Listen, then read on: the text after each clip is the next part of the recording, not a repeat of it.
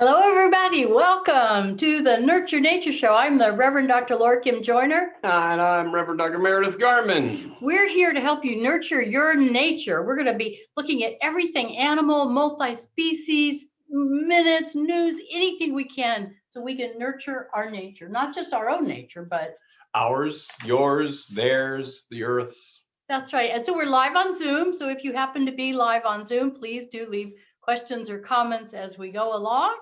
And we begin with the major theme for this week, and it's awe and wonder. Awe and wonder. The curious thing about awe is that it's got this mix of fear in it. You know, in the Bible, what's translated as awe is sometimes translated as fear.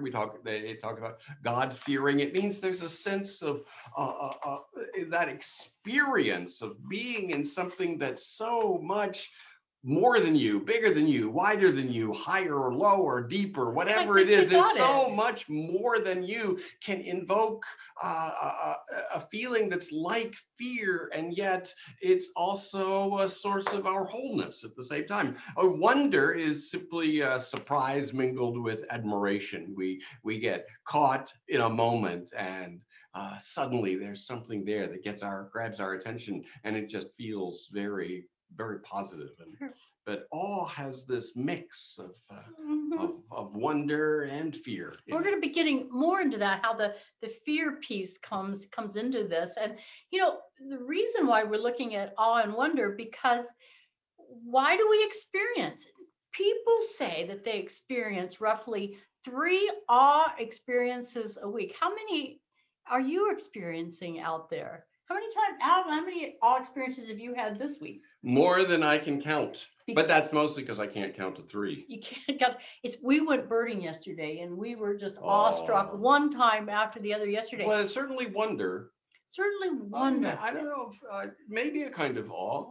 It was beginning to approach that, a sense of this is just so amazing that I can't be in control. A sense of lost control. Lost control. And it here's something scary. So here we see the intermix again. And one thing about wonder is that no matter how much you have, we can cultivate it. We can do an intentional, mindful practice to grow our amount of awe and wonder, because it's good for us. Who knew? If you take teenagers out there, did the study where they took them out on the Colorado River and they rafted them and the cliffs and the water and the sun, and they reported being happier with greater life satisfaction for 3 weeks afterwards. It leads to decreased inflammation in the body, less depression, more kindness and compassion and mindfulness for where you are. So awe and wonder, it helps us, and that's one reason why we want to try to develop it. It also helps us have healthier relationships. And that's good for us, and it's good for the planet. So the question is, though, why did we develop awe and wonder in the first place to help us? Where is this coming from biologically? And this is where, of course, we want to look at other animals. Well, and something gets our attention about those things, and it has evolutionary reasons, but we enjoy it in ways that are independent of the evolutionary reasons. Animals probably have something like that spiritual experience too. That sense of things fitting together in a way that we don't fully grasp, but that gets our curiosity ready to investigate it. I particularly enjoy this quote, for both because I like it and because I dislike it, from Kevin Nelson, professor of neurology. He says, since only humans are capable of language that can communicate the richness of spiritual experience, it's unlikely we will ever know with certainty what an animal subjectively experiences. And I just want to point out that that language that we use to talk about our spiritual experiences, it just is obscuring what's going on in us as much as it is revealing. When we use language to describe what we've experienced, we're just guessing. We're drawing out words the way we might randomly draw out straws, and we're constructing the experience according to what our audience and our undergrad grasp of the language enables us to do. So we may have a better idea of what non-humans are experiencing spiritually because they don't use language. After all, language was invented to disguise what we actually are experiencing. So it's our old axiom that we often say around this household is, um, well, maybe we can't know what other animals or individuals thinking. We don't know what we're thinking. So we don't know ourselves what's going so on. It's all just a good guess. But science can help us figure this out a little bit. And also observing animals, right, what they do. For instance, do they have spirituality? Do they have a sense of awe and wonder? Jane Goodall and other biologists also have remarked on this, that chimpanzees in Gombe, she first noticed it one time, and a male chimpanzee came up to a waterfall and just threw sticks and pointed and jumped up and down and then just sat mesmerized for like 10 minutes. And she has seen this a number of times, and she remarked that it's a nascent form of spirituality, perhaps, where they have a sense of connection, a sense of going greater than themselves. So observing other animals, watching elephants during funeral rites, or chimpanzees or monkeys when someone dies in the troop, the way they seek connections for that fear and that wonder about what. Constantly exploring the edge of anthropomorphizing. Are we projecting what that waterfall would feel like for us, and we're projecting that on the chimp? And maybe to a certain extent we are, and maybe that's how we connect with the chimp. And it's important for us to do that, whether or not the chimp really is experiencing anything like that or not. We need to be connected with other species in a way in which we understand them as best we can, and maybe a little bit of projecting is the way to understand them as best we can. I don't know if you meant to say this, but I'm sort of thinking that in our sense of putting ourselves in the fur and the fins and the feathers and the hooves of others, that is a form of spirituality, because we are being curious about the others, and we're connecting to more of ourselves, and we're, in the result, like a lot of spiritual practices, is more mindfulness and compassion and kindness. It's certainly a part of our overall well-being, emotional health, mental health, spiritual health. It's all that's all a part of the package there. Yeah, I'm with you. Well, now I'm wondering about the other definition of wonder. Just, what that definition of wonder is, to have an internal process of thoughts. Some people define it as being curious, wondering. I wonder, or to have doubt. I am wondering about this. So do other species have this form of wonder? And I think this form of wonder is important because curiosity, getting out of the house, so to speak, leads us to discover things that are wonderful or awesome. And if we're not curious, then we don't have these experiences. And I always call it as this extreme. When I was in Alaska, grizzly bears were pretty awesome. And so we would actually go out and look for them sometimes, which is really, I don't recommend that, because we wanted that awe and wonderful experience to just be around them and to think about them. And that's a really good thing. And I would recommend a little touch of fear in there too. A lot of touch of fear. But I would recommend going to a safe viewing platform to see bears, or on the bus at Denali Park. There are safer ways to do it than to be on a bear trail like we did. But maybe be in a place that appears unsafe, even if it's safe, just so you can scare yourself. But if you're too curious and you want too much wonder, if you're too curious, you're going to get yourself killed or eaten. But if you don't have enough, then you stay in your house and you don't have these healthy, wonderful experiences. So wondering, being curious about things is good for all of us. And I think dogs are maybe one of the best examples of this. And before dogs, wolves. Don't they seem to always be getting into everything? We humans can encourage each other to be curious. And when we do that, when we recommend an attitude of curiosity to ourselves and to each other, it shifts us out of being judgmental. Instead of those morons, those idiots, we go, I wonder what's going on with them. And you approach people, situations with an openness and curiosity instead of a judgmentalism. And the same sort of dynamic is going on in non-human species. Is this a situation where I need to be protective? where I've just got to keep Oh, it's myself very protected and simple. get away? Or is this a situation where I can feel safe enough to do a little exploring, to find out more? Because all animals, humans and otherwise, enjoy learning more about their environment, exploring, finding out more about stuff, but they have to feel safe to do that. And our judgmentalism is a reaction to not feeling, at some level, not feeling safe. That is probably why so much I work in nonviolent communication, where one of the practices is to begin a sentence with, I wonder if this is what's going on for you. And it's that open curiosity to try to still that protectiveness of our ego and our childhood stories and our cultural stories, is to just sort of tame some of that and go, I wonder if this is going on. And I like how you tied that into other animals. Like I was going to talk about dogs, how, it's survival to be curious. They have to go put their nose into things to see if they could eat it, or, Can I try. eat this? Can I eat this? Can I eat What's this? in there? What's in there? What's in there? What's in there? And can I eat it? What's in your hand? What's in your hand? And so they want to be curious, and too much curiosity. We know dogs that get in trouble. They'll chase a bear when they shouldn't, and they get bit, or they run away from home, and they get into trouble and can hurt themselves. But that curiosity is what is good for them. And the science shows, here we go back to the science, that when we rest our brains, when we have internal thoughts, our brain lights up differently, and certain parts of our brain become more active. And that's when we have internal thoughts. That's when we are wondering. And they've done experiments on macaque monkeys, both anesthetized and unanesthetized, and they can find that the brain rest when they're not like solving a problem. When they rest, this part of their brain lights up very similar to ours. So they're saying, well, wait a minute.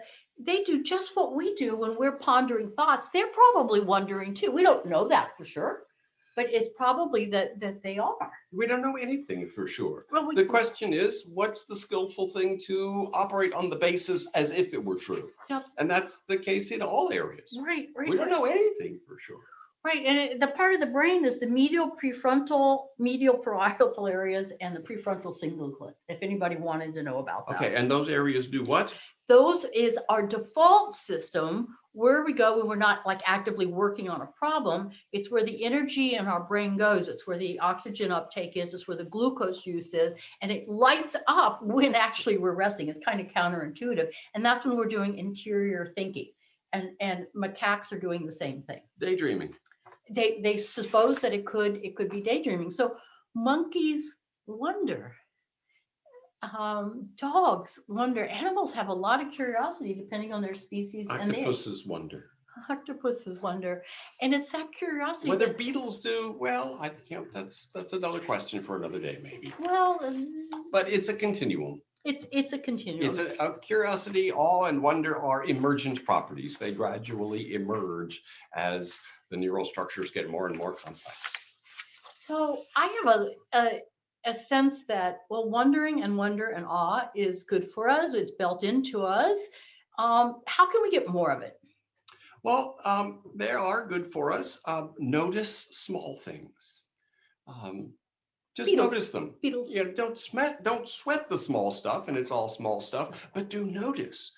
Learn side by side, provide resources for deeper exploration, learn the science and the mechanics of existence, have a story about what's going on, a science-informed story, and at the same time, enter into a space where you aren't taking that story as seriously as you might. Have a sense of not knowing along with having that story. Make connections showing how we're all part of the web of life, and repeat this understanding of reality over and over and over. Come back to right here, right now. What's this? What's this? Be What's curious this? about this moment. Now, I have another really short practice way that we can get more wonder. Ooh. Let me just teach. This wonder. is the shortened version. Well, that's part of it, is to cultivate wow experiences. You can go out in nature and have wow experiences. You can jump off of a cliff paragliding and go snorkeling, but you can cultivate wonder right here, right now, by looking at that beetle outside your window, by just having your body just move around and go, wow, and it'll help you have that wonder experience. Can you say that with me? You are wow. Okay. And then another way to do this is, so that's the first part of it, is the exercise of really. You know how, at least in my age group, when you're just kind of cynical, going, oh, really? Oh, really? Is to turn that around. And when something looks boring or is unfortunate, or you'd have all these negative loops, if you think you're going to go say really, instead go, really? So just like at the boring things, look at that tree that maybe you think is boring, and just go, wow, really? Could that really be the way that that bug is? Yeah, and go find out about the bug. Could it be doing that right now? What is they doing? And another source of awe and wonder that's around us all the time is each other. You know, and so instead, if you have like that energy of dude, like you're disappointed, dude, change that into the kind of the Fonzie dude, and look at each other. Go ahead and do it at home now. Dude. And the final one is the beauty that, and the awe and the wonder that's all around is you. You're connected to it all. And so look in the mirror and go, I'm good. I'm good. I'm good. So this is the practice to remember to take home with you today, is go, wow. Say it with me. Really? Wow, really?